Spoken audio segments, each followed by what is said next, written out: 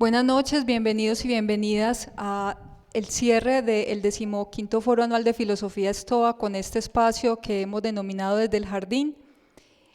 Antes de comenzar esta conversación con los últimos dos invitados de la noche, Nicolás Naranjo y Diego Singer, quisiera agradecer a todas las personas que se estuvieron conectando por la página del Instituto, el Facebook Live. El Foro Anual de Filosofía Stoa es organizado por la Alcaldía Municipal del Carmen de Viboral y el Instituto de Cultura y el Grupo Quinox, y es apoyado por la cooperativa Confiar, y también tenemos como un amigo, un aliado, el proyecto de Filosofía La Gorra, que precisamente Diego, quien lo lidera, está en este momento con nosotros en esta conversación desde el jardín. Agradecemos también en estos 15 años, ya que estamos de cumpleaños, a todas las personas que nos han acompañado desde el inicio del foro, a las personas que no solamente pertenecen al Carmen, sino también a los municipios aledaños, al público que nos ha acompañado siempre, a los lectores de los cuadernillos, que sabemos que siguen los cuadernillos y les gusta recibir este legado del foro, de sus memorias. Y bueno, en este año en particular también a todos los que participaron, a nuestros invitados y al público, ya una comunidad tan abierta a través de estos medios virtuales que nos estuvieron acompañando. Entonces le doy la palabra a Ricardo Espina para que comencemos esta conversación.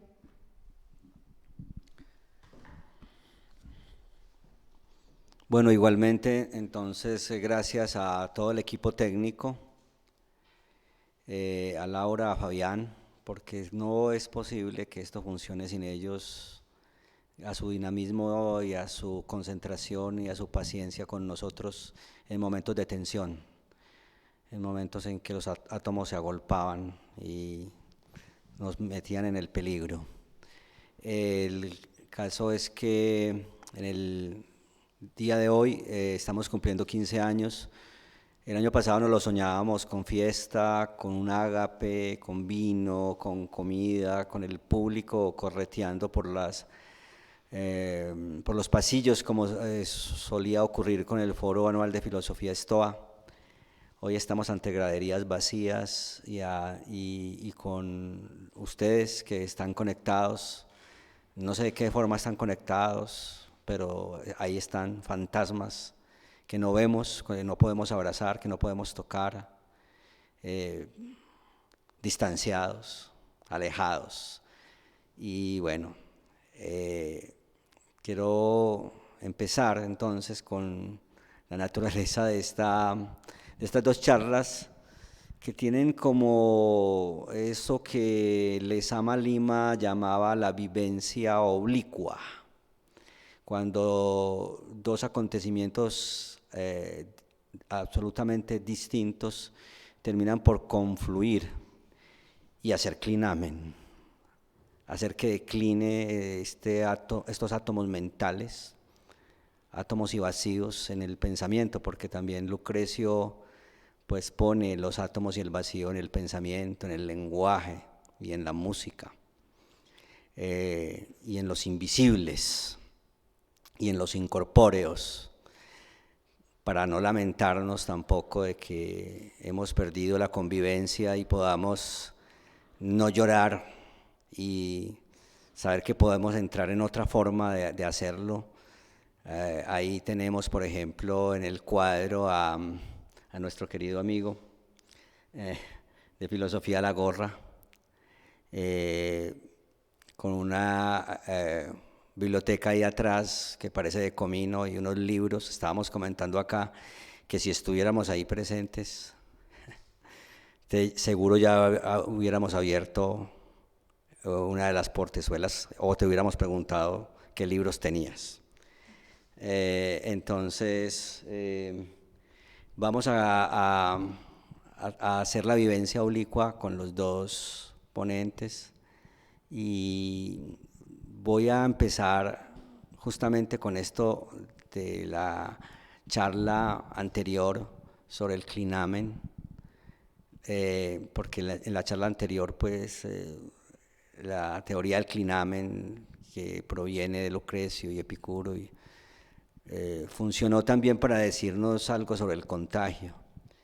Y lo que funcionó para decirnos algo sobre el contagio era que eso que nos estaba diciendo Nicolás Naranjo sobre el contagio era ponernos ahí en el lugar y ponernos ahí en el riesgo.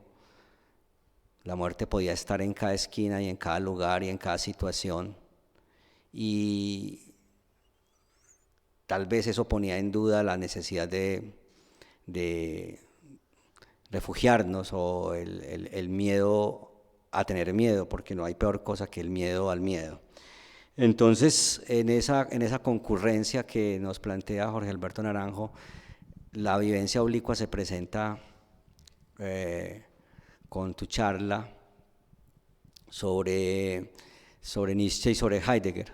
Mencionas a dos filósofos muy contemporáneos, mientras que Nicolás nos menciona a los filósofos antiguos, y ahí es donde nos encontramos.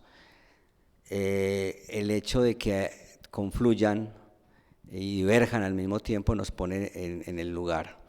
Y fundamentalmente como conversar con el público sobre una imagen que posiblemente se hubiese creado sobre la idea de jardín, y era el jardín como algo meramente aislado, un jardín como algo que me protegía totalmente de los demás, de las amenazas, de los otros, de los diferentes, de los extranjeros, de los locos, de los homosexuales, etcétera, etcétera, etcétera, de los venezolanos. Y quiero comenzar con Naranjo porque nos trajo pues al principio algo que nos gusta mucho a nosotros, que es el rock. Y una de las palabras de Lennon, ¿cierto? Mientras estamos aquí lidiamos con esto, cuando muramos ya no estaremos, ya tendremos que lidiar con eso, pero en los términos de eso, pues. Ya no tendremos que estar en eso. Entonces, esa canción funciona acá con tu pensamiento. ¿Qué quiere decir eso de que mientras estemos aquí lidiemos con esto? Tal vez no es algo muy cercano a lo que nos está diciendo nuestro amigo Singer, Diego Singer, sobre la necesidad del viajero, del que va lejos, y que ese viajero en el fondo somos todos, y que todos de cierta manera somos contagio.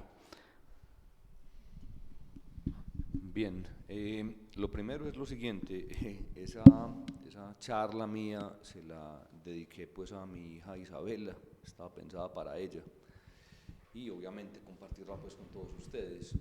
Y un saludo para Diego, a los demás ya los he podido saludar aquí, no nos conocemos Diego, pero pues qué bueno podernos conectar a través de estos aparatos, creo que es una de las ventajas que tenemos hoy en día, que estés por allá tan abajo al sur y nosotros estemos aquí en mitad del planeta y podamos estarnos hablando, me alegra mucho. Creo yo que lo que está diciendo Lennon ahí es que tenemos la vida, sí, la vida entraña susto, como decía Diego ahora, pero por ejemplo Lennon mismo decía, la paranoia puede ser un alto grado de conciencia, si uno la sabe manejar. El peligro está ahí, de hecho, como lo mataron, ahí en la puerta de su casa, ¿cierto? Pero tenemos que saber valorar lo que tenemos, y a veces de pronto una enfermedad va a despertar cosas en nosotros que nos puede potenciar. El hecho de que mi cuerpo sea sometido a un virus y mi cuerpo de pronto pueda salir bien parado del virus, aunque aprendió otras formas de conectarse internamente, en fin, nos puede potenciar, nos puede volver más fuertes, ¿cierto? Y yo no estoy diciendo que es que haya que ir a jugar con la muerte, no se trata de eso, pues no es una tontería como esa, pero quiero decir que la muerte nos puede potenciar, y mientras que estés vivo, dice Lennon, lidia con la vida, con digamos los elementos de juego de la vida, ya luego cuando nos moramos veremos qué pasa, por ahora estamos aquí. Diego, ¿no habrá en eso como un pensamiento o una filosofía del acontecimiento? Es decir, una filosofía del ponerse en riesgo y de ponerse en peligro, estoy completamente de acuerdo con Nicolás, que no es una pulsión de muerte, digamos, una necesidad de irse a matar, pero sí la necesidad de ponerse en juego y ponerse en riesgo, algo que está presente como en la filosofía del del estar uno con otro, de relacionarse uno con otro, incluso si esa soledad entendida como la soledad de Zaratustra, entendida como una soledad que no es la del aislamiento, ni siquiera la de la anacoreta, que se esconde del mundo, del avestruz, por ejemplo, sino que precisamente ese solitario es el que está más poblado. Cuando los solitarios que están poblados, entonces molecularmente están poblados, diríamos con Deleuze, están integrados de átomos en posibilidades de coincidencia y de incidencia. Cuando nosotros hablamos y nos exponemos y nos arriesgamos sin la voluntad de muerte, sino por la voluntad de vida, no estamos creando acontecimiento precisamente, creando un acontecimiento que siempre es el de lo común, y que lo común no es posible que se abandone. Sí, bueno, para empezar, un placer estar hablando con ustedes y Nicolás, como decías también ahí a la distancia. ¿Me escuchan bien? Sí, ¿no? Ah, buenísimo. Sí, yo pensaba en ese ponerse en riesgo, y ya que mencionaste al Zaratustra, al volatinero, a ese equilibrista que cuando Zaratustra baja en el prólogo del libro, están todos mirando, es el que se arriesga, es el que sale, ¿no?, a esa cuerda floja, a ese lugar donde Nietzsche dice que, ponerse en situaciones donde no se pueda salir bien parado.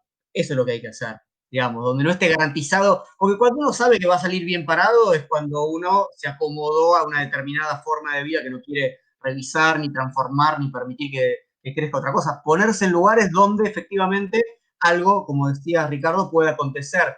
Y de hecho, si bien sin dudas eso no implica una suerte de pulsión de muerte, ni mucho menos, ese volatinero, ese equilibrista, cae y muere en ese prólogo, y Zaratustra dice, bueno, hiciste de tu profesión, ¿no?, un peligro, te voy a enterrar con mis propias manos. Ahí hay un riesgo, y ese riesgo no es una suerte, no tiene ninguna garantía, ¿no? Si hubiera un Dios que premiara nuestro salto de fe, entonces, bueno, uno sabe que se va a la cuerda floja y ese salto de fe garantiza que el haber, ¿no?, entrado en el riesgo hace que uno no caiga. Pero acá no hay ninguna garantía, ¿no? Y eso justamente es lo que implica un verdadero riesgo. Bueno, en esta semana, Bernardo, un invitado, nos hizo la inversión de el sentido de la peste como desorden, y él decía que justamente la pandemia del COVID tal vez se podría pensar como una peste del orden, que crea orden o que quiere crear orden, homogenización tal vez, a través del miedo, ¿sí? Del control global, de una política de salud global que es ineficiente para incluso garantizar el bienestar de las personas que pueden estar en riesgo o en riesgos más altos. Entonces eso lo pensaba con la charla de Diego cuando dice: yo quiero pensar el contagio sin vigilancia, un contagio creador, el contagio más, digamos, de la mano de ese estar juntos y esa condición de contagiarnos, que es el acontecimiento y el estar juntos. Precisamente todo lo contrario a ese aislamiento que se concibe como la forma de garantizar que la vida bajo ese tipo de política del control supuestamente continúe, o sea contrarrestada, ¿sí? Entonces, en esa medida quisiera saber, Diego, ¿qué piensas de esa idea de que tal vez esta es una peste no del desorden, sino del orden? ¿O cómo lo puedes pensar a propósito de Espósito, por ejemplo, o de algunos filósofos que tú has leído y que has traído también a tu charla? Creo que, bueno, releyendo a Tucídides, a Daniel Defoe, esas citas que hice al pasar, digamos, de pestes que no son de nuestra época, digamos, o que pasaron ya hace muchos siglos, se ve una impronta que me parece que continúa, por supuesto, de otras maneras, pero que es que efectivamente la peste desordena y por eso mismo demanda un orden, digamos, que la peste desarticula lazos sociales y al mismo tiempo soberanías u órdenes políticos, ¿sí?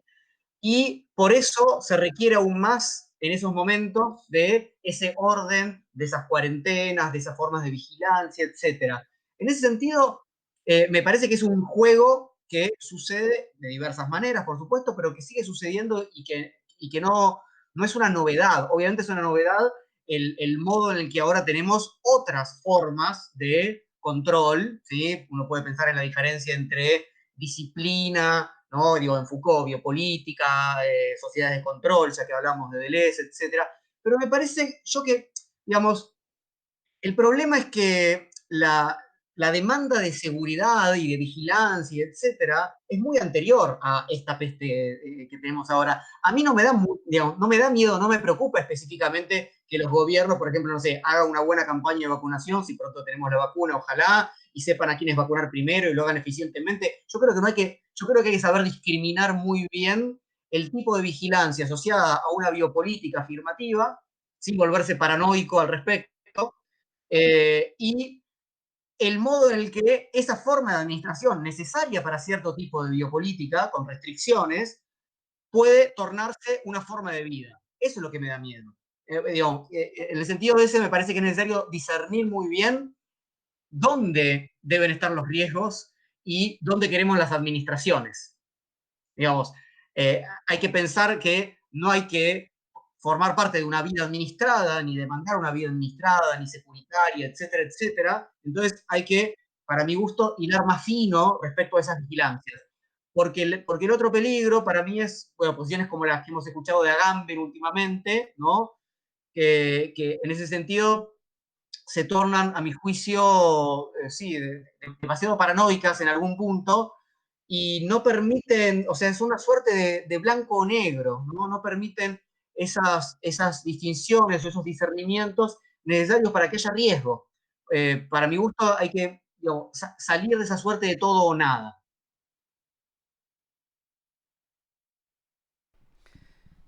Bueno, sí, la intervención de Bernardo en el de antier tenía que ver, sí, con algo que tiene que ver también con la guerra, y es que lo que también Michel Serres mencionaba en su investigación sobre Lucrecio, las filas, las líneas del orden, la necesidad del orden, y bueno, y un poco muy cercano a aquello de que cada cual se convierte en policía del otro. Pero bueno, eso se va, digamos, es un nivel colectivo que se expresa en los individuos, pero hay niveles colectivos que no se expresan en los individuos, ni siquiera en los individuos en común, en las comunidades, sino que se expresan directamente por formas o decisiones o determinaciones que también vienen de fuera, y que están relacionadas con macropoderes, aunque los poderes están dentro de nosotros también, pero vienen porque son decisiones que no son tomadas por las mismas comunidades.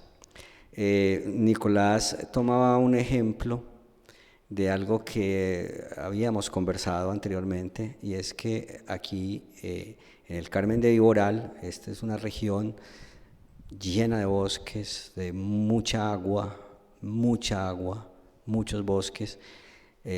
Como muchas regiones del mundo, hay un proyecto minero con la Golden que pues pretende como decir, tomar ese bosque y acapararlo. una peste peor que el COVID-19, ¿sí? Una peste peor que el COVID-19. Muchos han dicho que el COVID-19 está ligado a asuntos del calentamiento global. Esas políticas globales de arrasamiento de la naturaleza y de arrasamiento de la comunidad no permite jardines, ni siquiera permite nuestros propios jardines, incluso si nuestros propios jardines no son edenes. Podemos construir jardines que no sean edenes y que sean jardines en el juego, en el tumulto, en el ser uno con otro, en el riesgo. Pero ¿qué pasa con esas poblaciones que ni siquiera tienen la opción ni la posibilidad de decir sobre ellos? Esta pregunta va para ambos. Entonces comienzo con...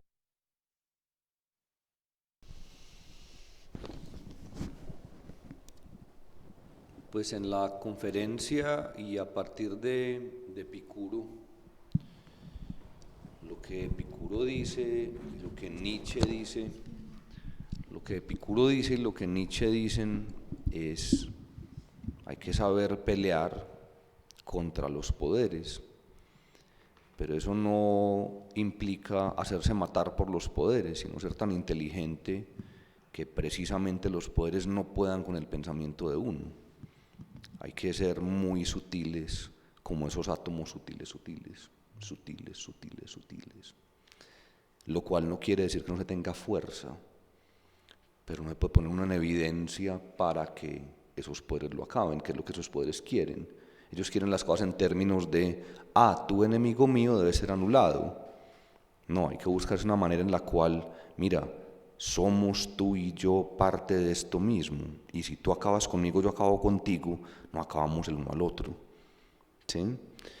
Pero eso hay que hacerlo como lo hacía Nietzsche o como lo hacía Epicuro, ¿cierto? En el sentido zaratustriano de: el presente quiere profunda eternidad, ¿sí? Como ese aforismo del Zaratustra tan impresionante.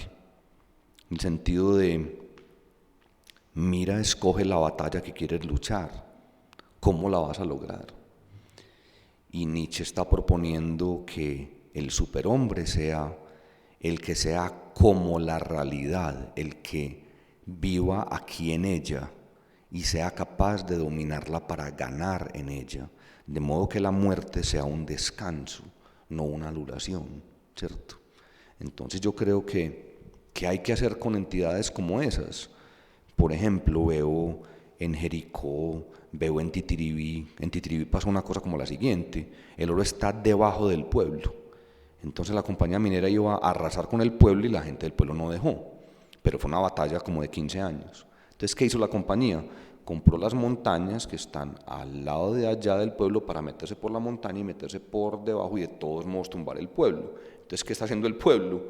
Comprando zonas para hechos poner talanqueras para que no se pueda meter la compañía. Pues, pero es un juego de listo hasta dónde vamos a lucharla, ¿cierto? Pero es con inteligencia, ¿cierto? Yo no voy a enunciar aquí cómo hay que pelear por razones evidentes, ¿sí? No le quiero dar elementos de juicio a los que están haciendo esos estragos, pues. Bien. Diego. Sí, bueno, como ustedes supondrán o sabrán muy bien, esos problemas que están mencionando son similares a los que tenemos acá, en distintas zonas también del país, son problemas de la región, son problemas del mundo, aunque sin dudas aquí en Latinoamérica o en nuestra región tenemos nuestras singularidades, pero estas políticas es lo que yo un poco al pasar en la charla denominé el monocultivo, digamos, ¿no? El monocultivo que es, bueno, la plantación extensa de soja, pero también la extracción, la política extractiva en el monocultivo de, bueno, que ya no es la soja o el oro, sino que todo es mercancía, o en última instancia todo es flujo de capitales, como quieran pensarlo. Me enlazo con lo que Nicolás comentaba de Nietzsche, ¿no? Respecto a esta praxis bélica, como lo llama Nietzsche en su autobiografía, y recuerdo algo que decía, por un lado, yo espero que algo triunfe para atacarlo, ¿no? O sea, no ataco a cualquier cosa. Praxis bélica implica elegir a quién ataco. Y en ese sentido, claramente esta concepción del extractivismo, del monocultivo, ¿no? De pensar todo como una forma de ingresar en esa aceleración del flujo de capitales, es lo que ha triunfado. Entonces, en ese sentido, nietzscheanamente hay que atacarlo y sin dudas hay que ver de qué manera. Y recuerdo un aforismo que creo que estaba, no sé si en Aurora o en la ciencia jovial, en alguno de esos textos anteriores al Zaratustra, donde Nietzsche decía que más allá de librepensadores, son necesarios pequeños actos subversivos, ¿no? Nietzsche lo decía en relación, por ejemplo, a quien, por ejemplo, se proclamaba ateo a fines del siglo XIX. Bueno, eso ya no era un riesgo, era un riesgo en la época, no sé, de Spinoza, digamos, ¿no? O a quien decía, bueno, yo soy un pacifista y no estoy de acuerdo en el servicio militar. Nietzsche decía, en lugar de librepensadores, lo que necesitamos son pequeños actos subversivos.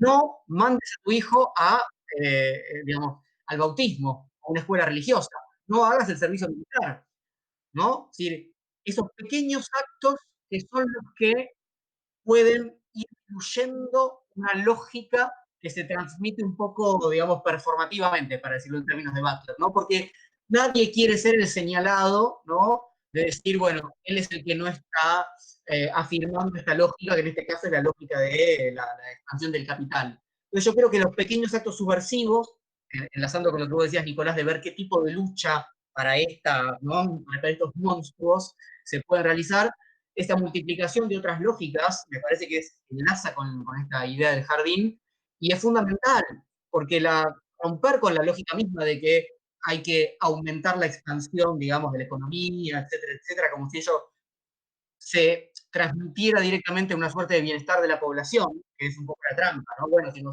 si no explotamos estas montañas o estos campos, entonces no crece el Producto Bruto Interno y entonces seguimos en la pobreza, digamos, es una trampa complicada la que estamos en nuestra región. Bueno, hay una pregunta de Nemocine Quebec. Un saludo. Dice, quisiera preguntar a Diego sobre Heidegger y su relación con la poesía en medio de la peste. ¿Cómo concebía Heidegger la poesía y cómo la concebiría ahora cuando la peste y el jardín parecieran no diferenciarse? Y si, ¿desde qué punto crees que la peste y el jardín parecieran no diferenciarse? Hmm. Eh,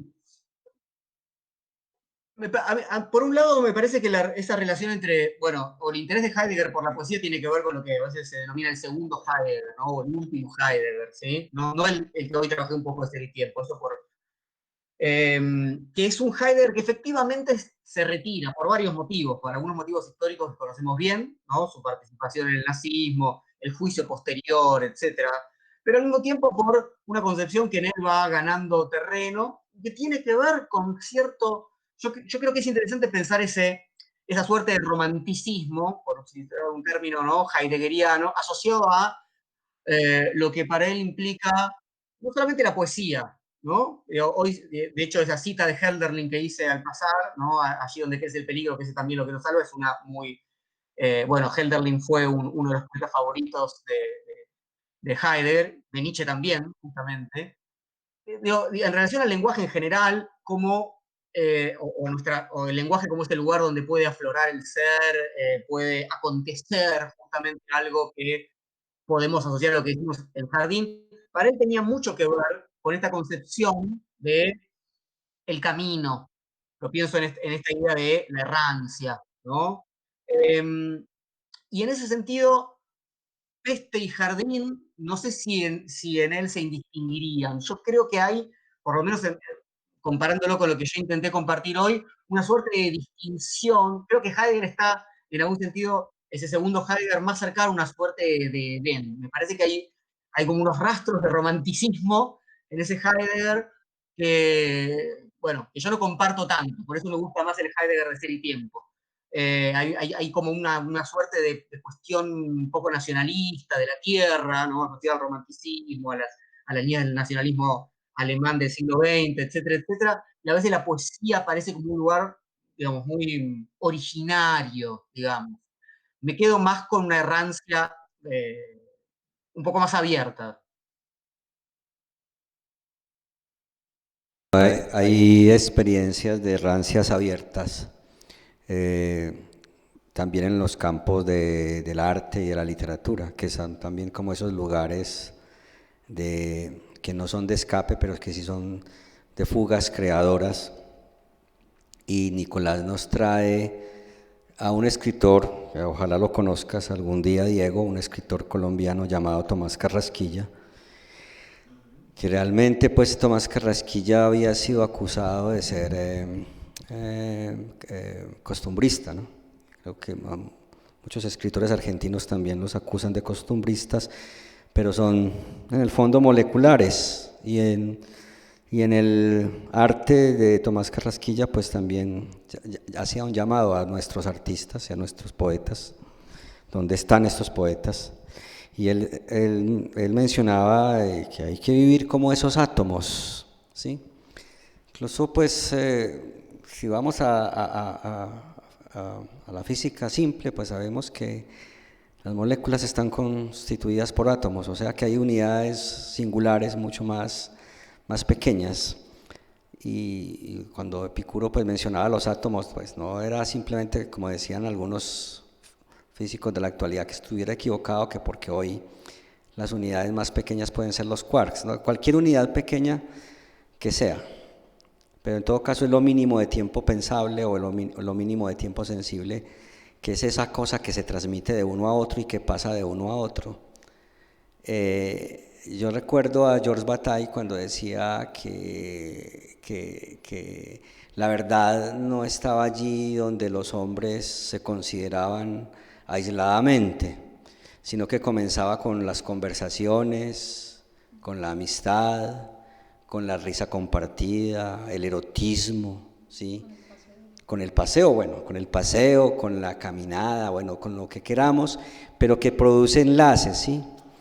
Y Tomás Carrasquilla pues decía, la hermosura es como la felicidad, se busca afuera pero está dentro, se busca en el pasado, en el futuro, pero está en el instante, en esa eterna novedad de cada instante, ¿cierto? En esa eterna novedad de cada instante, eso que me hace recordar a Zaratustra cuando dice afirma el sí, ¿cierto?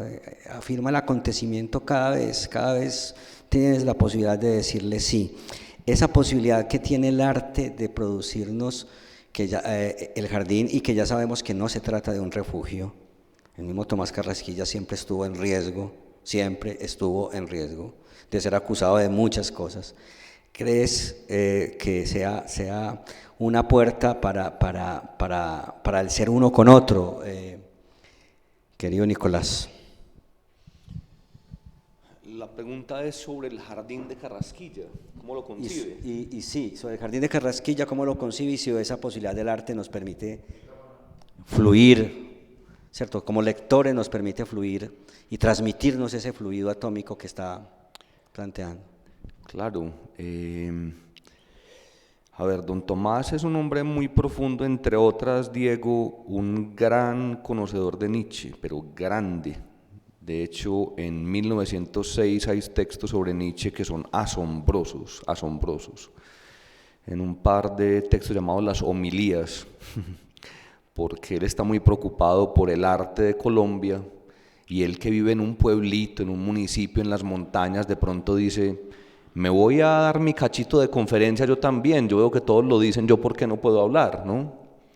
Entonces dice, no se pongan por favor a hablar de el Nilo, del Ganges, de la flor de loto, es que aquí no hay orquídeas, es que aquí no hay geranios, es que aquí no hay flores bellas para hablar sobre ellas, porque tenemos que ir hasta la antigüedad para hablar de esas cosas. Hay que estudiar el medio ambiente donde estamos, ¿no? Y él muestra que su costumbrismo proviene de ideas nietzscheanas, ¿no? Eso es muy curioso en Carrasquilla. Entonces le hacen una crítica, y un amigo, Maximiliano Grillo, precisamente le dice, don Tomás, usted no mencione a Nietzsche, usted no sabe de eso. Entonces le dice, ay Grillito, Te voy a contar que llevo 4 años estudiando obra por obra a Federico Único, me dice. Y lo he estudiado con F. Gómez y con Félix Betancourt, que son más fuertes de lo que cualquiera pudiera figurarse. Y lo que le muestra es lo siguiente: hay que amar tanto la vida presente, esta donde estamos, que seas capaz de retratarla mediante el arte y pasársela a otros potencializada para que a la vez potencialicen sus vidas. O sea, el jardín para Carrasquilla está en cada momento ahí. Y él dice, el artista tiene que tener el alma tan abierta y tiene que tener una capacidad escritural, en mi caso, que soy escritor, dice Carrasquilla, tan amplia que pueda acoger cualquier manifestación de la vida que se me presente. Ahí está la fiesta, ahí está el jardín todo el tiempo por armarse y potencializarse y volverse una fuente de alegría, ¿sí? Entonces todo el tiempo lo está haciendo. De hecho, no le gustaba estar nunca con los presidentes que lo invitaban. Decía, no, me gusta irme a una cantina de los arrabales a hablar con la gente. Y era una averigüeta, era siempre como, ¿usted dónde viene? ¿Qué hace? Y así era que aprendía a hacer su literatura, ¿sí? Maravilloso. Pues entonces, Diego, pues hay, en el lenguaje pues existe la posibilidad de nombrar las cosas que están a nuestro alrededor. Y sé que igualmente, como nosotros tenemos nuestro Carrasquilla, ustedes tienen a su Borges o ustedes tienen A Macedonio Fernández, Macedonio Fernández, por ejemplo. Semejante El maestro hermosura de Borges, persona. ¿cierto? Esos monstruos, pues, y que incluso pues va a nombrar los barrios, las calles, y, bueno, y nombra las cosas que son cercanas a su paisaje. Esa cercanía es cercanía de lejanía, y esa cercanía de lejanía tiene la posibilidad y la potencialidad de transmitirnos algo. Tenemos el arte para no perecer por la verdad, lo hemos escuchado, pero muchas de las frases que mencionaste hoy se habían vuelto lugares comunes, pero cuando ya las examinamos a fondo, entonces una lucha contra las frases que se vuelven lugares comunes es examinarlas a fondo. Pues yo lo planteo de la siguiente manera: ¿la verdad cuál es en este momento? Porque un aforismo también es una fuerza que se interpreta, se violenta y se le da un nuevo sentido de acuerdo a la posibilidad de pensamiento que tengamos en algún momento. Tenemos el arte para no perecer por la verdad. La verdad la acabamos de mencionar, una verdad cruda y terrible. El capitalismo salvaje es capaz de destruir la naturaleza, pero la naturaleza exaltada, como lo hace Carrasquilla, y las formas en que la poesía es capaz de exaltar la naturaleza y las relaciones entre hombres, entre los hombres, hombres y mujeres, entre las cosas, es una potencia liberadora, porque tampoco es un refugio, porque la literatura siempre está en riesgo y siempre está en el afuera. Y el arte, pues, Diego, la potencia del arte como jardín. Sí, yo creo, bueno, recuerdo otra vez que hace un poquito mencionaste a Deleuze y lo pienso, y, bueno, no lo conozco a esa autora, a Carrasquilla, pero pienso muy cercano un poco a esta frase de Deleuze cuando dicen crítica y clínica, en ese texto que se llama La literatura y la vida, se escribe para crear un pueblo que falta.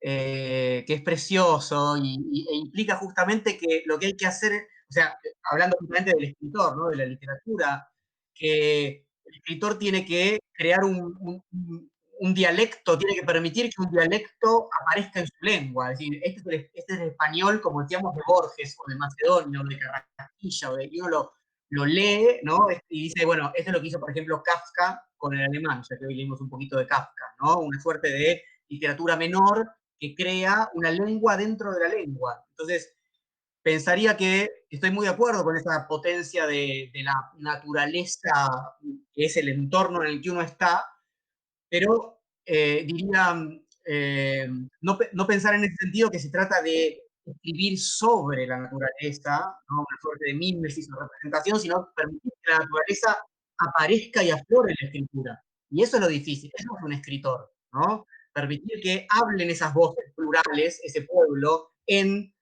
o que hagan temblar el propio lenguaje, que tiende a ser un lenguaje normalizado, el lenguaje en el que arruinamos, digamos, en general en la educación, la poesía propia ¿no? de las infancias, ¿no? Nos cuesta mucho volver a permitir que algo aflore después de esa normalización que hacemos en general en la educación, ¿no? universal.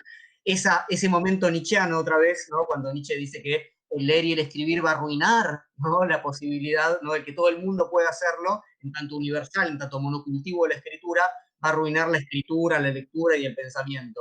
Entonces, para permitir que eso aflore otra vez, creo que hacen falta estos silencios de los que hablábamos hoy, y eso es lo que creo que un escritor hace una y otra vez, ¿no? A pesar de, a veces hace esos silencios escribiendo, hasta que de pronto esa pluralidad puede surgir de algún modo, ¿no? Bien, sí, yo aquí hay... Sí, sí, sí, no. Había traído a cuento el arte como una potencia vital, porque también ambos también habían traído la experiencia del encuentro como una potencia vital en el riesgo y en la posibilidad de concurrencia y en la posibilidad de afirmación. Y lo había traído en términos de la comunicación. No hablo de la comunicación, la teoría de la comunicación, hablo del flujo y el reflujo, de lo que va y lo que viene de uno a otro, según esta imagen de Georges Bataille, que es el amor, la risa, la amistad, el erotismo, los libros, los poemas, los pensamientos, ¿cierto? En esta actitud de demora con la que cerrábamos esta charla de hoy, o sea, saber capaz de demorarse, saber capaz de demorarse, saber capaz de tener tiempo para demorarse, incluso de tener tiempo para agotarse en el instante.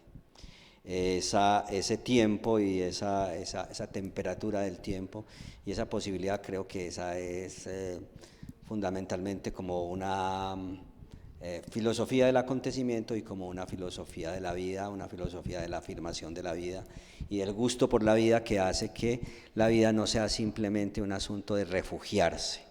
Es un asunto también de exponerse, pero no tampoco de exponerse para matarse, sino de exponerse en el riesgo y en las posibilidades vitales que nos traen los signos de la vida. Voy a cerrar con un poema de José Manuel Arango, que habla de eso, ¿cierto? Como muchacha que se adentra en el bosque en busca de miel silvestre, y trae en el pelo un extraño perfume de parásitas. Así fuiste aquel día en que tu carne entraba en sazón, cuando en tu vieja ciudad, levantada entre un río y una colina, vi tu cabeza oscura contra el muro de cal, cuando la inminencia del amor apuntaba en tu risa, muchacha amarga, y tus senos latían maduros, casi para ser acariciados. Esa inminencia de las cosas, esa manera de sobrevenir, dicha por un poeta nuestro, poeta del Carmen de Viboral, José Manuel Arango, que quisiera que lo conocieras, te lo voy a hacer conocer, habla de esa celebración de la vida. También las gentes se echan a las calles a celebrar la vida, a celebrar la llegada de la vida, y tras los vendedores de frutas olvidados, dioses hablan, dice él. Entonces esta experiencia vital, que sea el jardín y que sea también el encuentro entre la palabra, el pensamiento, el teatro, como lo hicimos durante todos estos días en el Foro Anual de Filosofía Estoa, donde entró el teatro, donde entró la imagen y donde entró esta fiesta del pensamiento, que sea la fiesta del pensamiento, que sea la fiesta del encuentro. Y quiero escuchar las dos últimas palabras, los dos últimos pensamientos de Diego y de Nicolás. Diego primero. Bueno, nada, yo quisiera, ojalá estar con ustedes allá, es lo que me gustaría, ¿no? Sentado en esa suerte de jardín, en esos bancos de jardín en el que están, y salir a festejar luego. Así que tengo acá mi vino, digamos, sé que ustedes tienen ahí agua. Paula decía el mate, bueno, a esta hora, acá son las 11 de la noche en Buenos Aires, entonces, bueno, el mate a esta hora es siendo un sábado además, así que, nada, salud y por nuevos encuentros, eso es, y muchas felicitaciones por esto, por 15 años, que es una locura interesantísima. Bien, sí, yo quisiera también agradecer a Stoa por la invitación. Qué rico pues participar en esto. Qué rico que este municipio esté haciendo tantas cosas tan bonitas. Eso es muy, muy inspirador.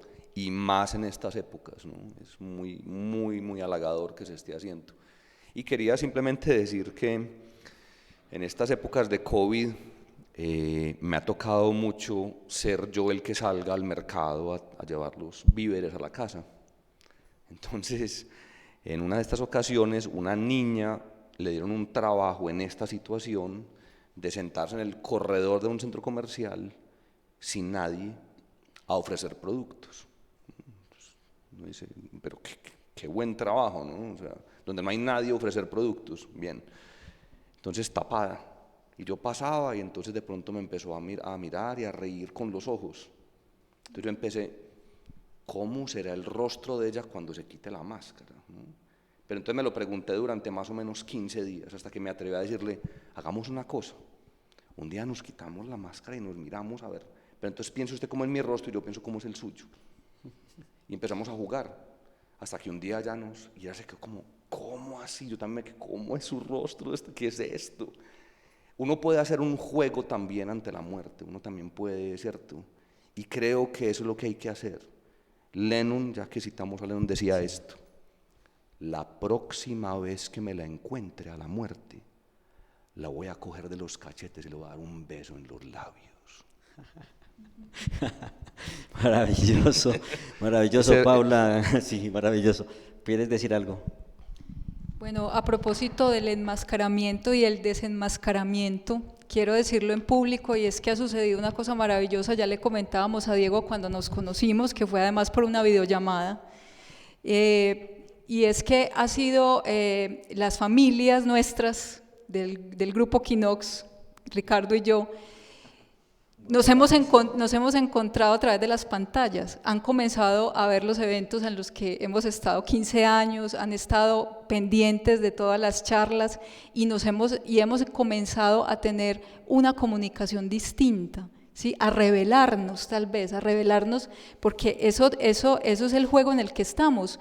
Todos estos días siempre todos los ponentes planteaban como esa paradoja en la que estamos, en esa seducción y en ese miedo en el que estamos, y yo también estoy seducida y también tengo mucho miedo, y todo el tiempo pienso, esta semana por ejemplo estaba bastante expuesta, cosa que no había hecho en más de 7 meses de estar en la finca y no ver a mucha gente, y digo, bueno, no, pero a mí el virus no me va a coger.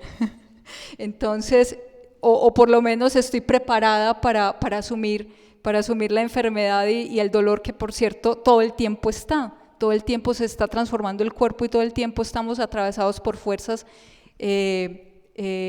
dolorosas, y creo que enfrentarlas es la mejor manera. Entonces, hablando de ese enmascaramiento y desenmascaramiento, pues ha sido fabuloso también esta experiencia de encontrarse de otra manera con los amigos y con la familia.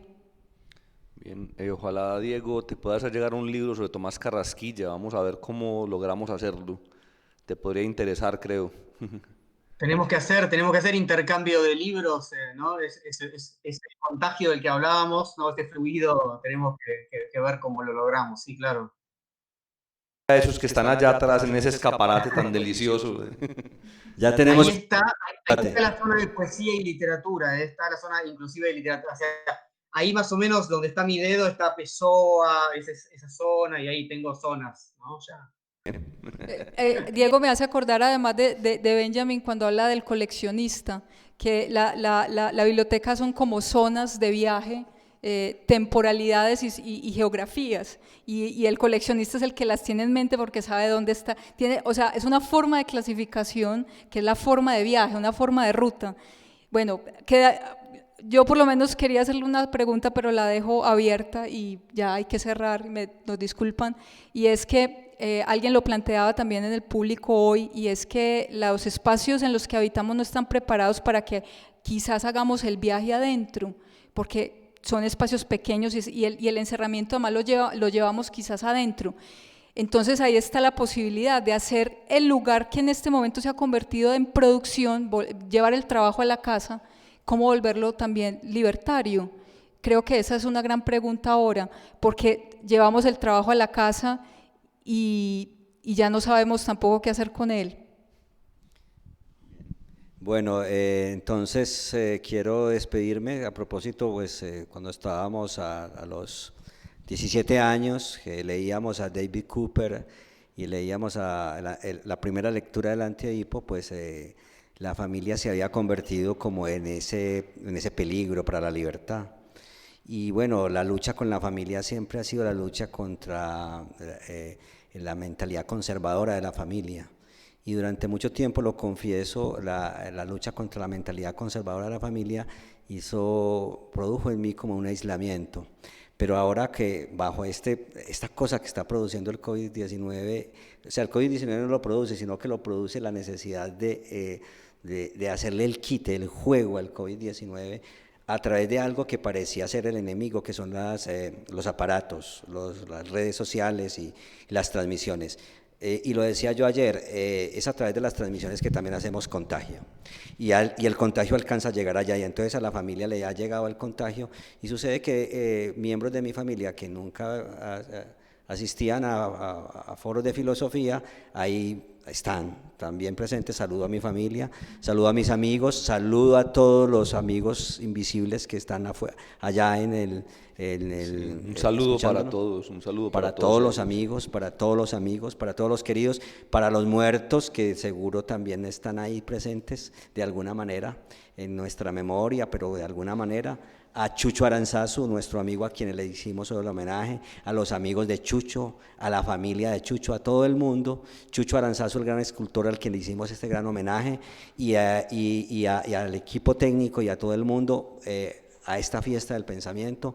Esto es una puerta abierta. Diego, vas a estar invitado de manera presencial, y vamos a salir a tomar tapetusa del Carmen de Viboral y arepas de aquí de Antioquia, y nuestro querido amigo Nicolás, que ya es nuestro amigo. El año pasado también habíamos hecho un homenaje a Jorge Alberto Naranjo, que también tienes que leerlo, Diego, tienes que leer a Jorge Alberto Naranjo, un filósofo de la física extraordinario, que leyó a Nietzsche y que leyó a Deleuze, filósofo de la física, y le hicimos un homenaje porque había sido uno de los muertos. A Ramiro Tejada y a toda la gente que nos ha venido acompañando acá, y precisamente al mentor que acabo de hacerle un homenaje también implícito, porque estamos en el Carmen de Viboral, a José Manuel Arango. Entonces, viva Stoa, gracias al público, 15 años, Foro Anual de Filosofía Stoa, Peste y Jardín. Muchas gracias a todos, a todas, a las mujeres, a los hombres, a todos, a toda la diversidad sexual que existe en este mundo, por este Foro Anual de Filosofía Stoa y por este final.